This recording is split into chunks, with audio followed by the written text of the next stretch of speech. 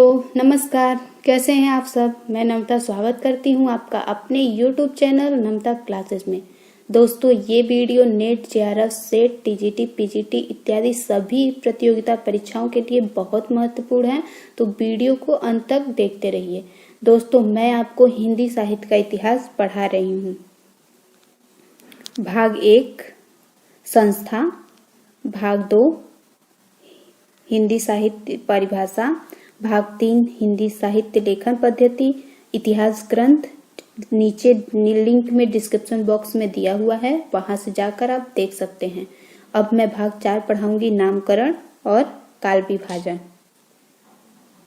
अब चलिए आपको नामकरण पढ़ाती हूँ। नामकरण में पहला नामकरण आदिकाल से दिया गया है। तो आदिकाल का पहला जो है वो प्रयास चार्ल्स गियर्सन ने किया है। चार्ल्स गियर्सन आदिकाल को चारण काल कहते हैं। श्याम सुंदर दास आदिकाल को वीर गाथा युग कहते हैं। मिश्र बंधु आदिकाल को आरंभिक काल कहते हैं। आचार्य रामचंद्र शुक्ल आदिकाल को वीर गाथा काल कहते हैं। आचार्य रमाशंकर शुक्ल रसाल आदिकाल को आदिकाल कहते हैं। आचार्य हजारी प्रसाद द्विवेदी आदिकाल को आदिकाल कहते हैं। तो याद रखिएगा, रमाशंकर शुक्ल रसाल, आचार्य हजारी प्रसाद द्विवेदी आदिकाल को आदिकाल कहते हैं। राम कुमार वर्मा आदिकाल को संधिकाल एवं चारण काल कहते हैं। राहुल सात्विकीत्यायन आदिकाल को सिद्ध सामंत काल कहते हैं। आचार्य महावीर प्रसाद द्विवेदी आदिकाल को बीज वसन काल कहते हैं। धीरेन्द्र वर्मा आदिकाल को अभ्रंश काल कहते हैं। विश्वनाथ प्रसाद मिश्र आदिकाल को वीर काल कहते हैं। कवि कुल श्रेष्ठ आदिकाल को अंधकाल कहते हैं। मोहन अवस्थी आदिकाल को आधार काल कहते हैं। गणपति चंद्र गुप्त आदिकाल को आरंभिक या उन्मेष काल कहते हैं।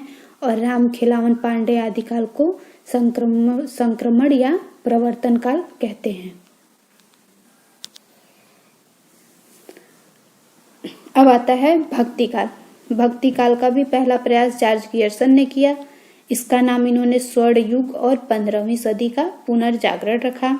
मिश्र बंधु माध्यमिक काल कहते हैं भक्ति काल को। आचार्य रामचंद्र शुक्ल भक्ति काल को भक्ति काल कहते हैं। राहुल सात्विकीत्यायन भक्ति काल को सूफी युग और भक्ति युग कहते हैं। राम कुमार वर्मा भक्ति काल को भक्ति काल की अनुक्रमणिका कहते हैं। आचार्य हजारी प्रसाद द्विवेदी भक्ति काल को पूर्व मध्य काल कहते हैं। अब आता है रीतिकाल। रीतिकाल में पहला जो नामकरण दिया हुआ है वो चार्ल्स गियर्सन ने दिया हुआ है रीतिकाल का। तो इन्होंने रीतिकाल का नाम काव्य कला युग कहा। मिश्र बंधु रीतिकाल को अलंकृत काल कहते हैं। विश्वनाथ प्रसाद मिश्र रीतिकाल को श्रृंगार काल कहते हैं। रमाशंकर शुक्ल रसाल रीतिकाल को कला काल कहते हैं।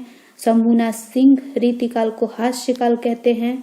सत्यकाम वर्मा रीतिकाल को काव्य कला विलास कहते हैं। गणपति चंद्र गुप्त रीतिकाल को अपकर्ष काल कहते हैं। राम खिलावन पांडे रीतिकाल को संवर्धन काल कहते हैं। राहुल सात्विकीत्यायन रीतिकाल को दरबारी युग कहते हैं। आचार्य रामचंद्र शुक्ल रीतिकाल को रीतिकाल कहते हैं और डॉक्टर नगेंद्र रीतिकाल को रीतिकाल कहते हैं। आचार्य हजारी प्रसाद द्विवेदी रीतिकाल को उत्तर मध्यकाल कहते हैं।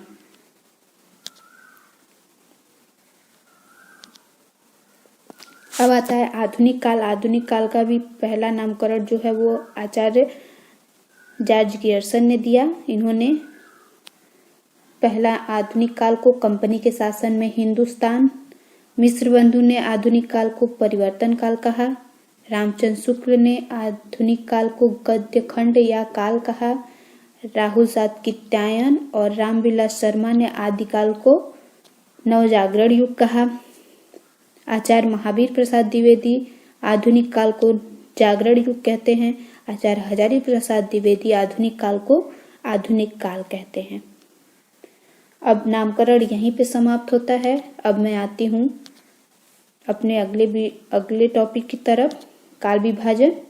काल विभाजन में पहला प्रयास जो है वो चार्ल्स गियर्सन ने किया है। चार्ल्स गियर्सन ने अपने साहित्य में काल विभाजन को 11 भागों में विभक्त किया है। तो देखते हैं कौन कौन सा भाग है। पहला चारण काल, दूसरा 15वीं सदी का धार्मिक पुनः जागरण, तीसरा जायसी की प्रेम कविता, चौथा कृष्ण संप्रदाय, पांचवा मुगल दरबार, छठवां तुलसीदास, सातवां प्रेम काव्य, आठवां तुलसीदास के अन्य प्रवृत्ति, नौवां 18वीं शताब्दी, 10वां कंपनी के शासन में हिंदुस्तान और 11वां विक्टोरिया के शासन में हिंदुस्तान। अब आते हैं मिश्र बंधु। मिश्र बंधु ने अपने साहित्य को 5 भागों में विभक्त किया।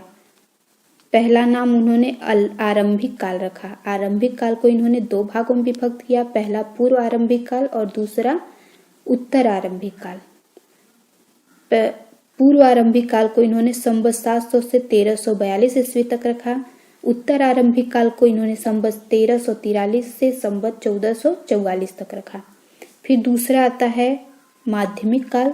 पहला इसको भी 2 भागों में विभक्त किया, पहला पूर्व माध्यमिक काल, दूसरा पाद्य माध्यमिक काल। अब पूर्व माध्यमिक काल को संवत 1445 से संवत 1560 रखा। पाद्य माध्यमिक काल को संवत 1561 से 1880 रखा। अब अलंकृत काल आते हैं। अलंकृत काल को भी इन्होंने 2 भागों में विभक्त किया, पूर्व अलंकृत काल, दूसरा उत्तर अलंकृत काल। पूर्व अलंकृत काल को तो इन्होंने संवत 1681 से 1790 रखा और उत्तर अलंकृत काल को 1781 से 1889 रखा। फिर आते हैं परिवर्तन काल। परिवर्तन काल को संवत 1890 से 1925 रखा। फिर आते हैं वर्तमान काल। वर्तमान काल संवत 1926 से आगे तक है।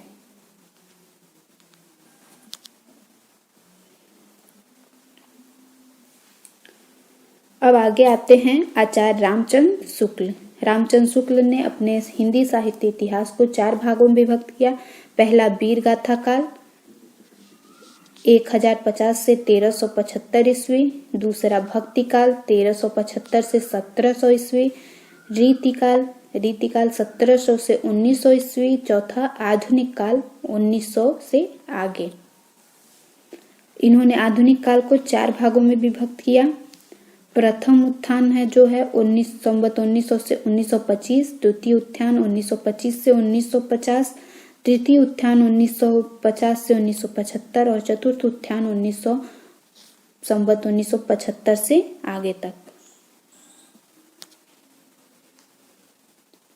अब आते हैं आचार्य हजारी प्रसाद द्विवेदी। इन्होंने अपने साहित्य में ईस्वी और संवत न रख के पूरी सदी को ही रखा है। तो देख लेते हैं। आदिकाल को इन्होंने 11वीं सदी से 14वीं सदी रखा, भक्ति काल को 14वीं सदी से 17वीं सदी रखा और रीतिकाल को 17वीं सदी से 19वीं सदी रखा और आधुनिक काल को 1900 सदी से आगे तक रखा।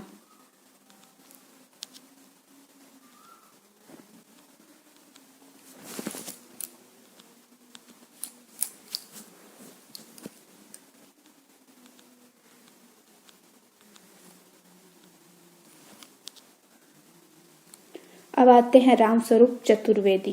रामस्वरूप चतुर्वेदी अपने साहित्य को 4 भागों में विभक्त किया है। पहला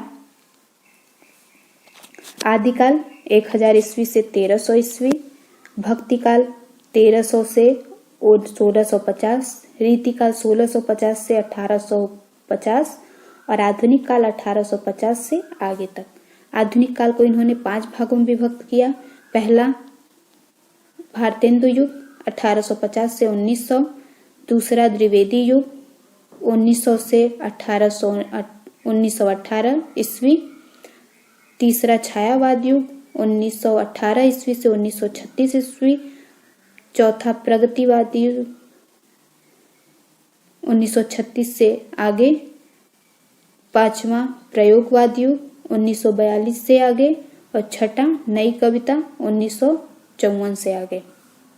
आशा करती हूँ कि इस वीडियो में जो पढ़ाई हूँ वो आपको बहुत अच्छे से समझ में आया होगा। मुझे सपोर्ट करने के लिए सब्सक्राइब और शेयर जरूर करें। धन्यवाद।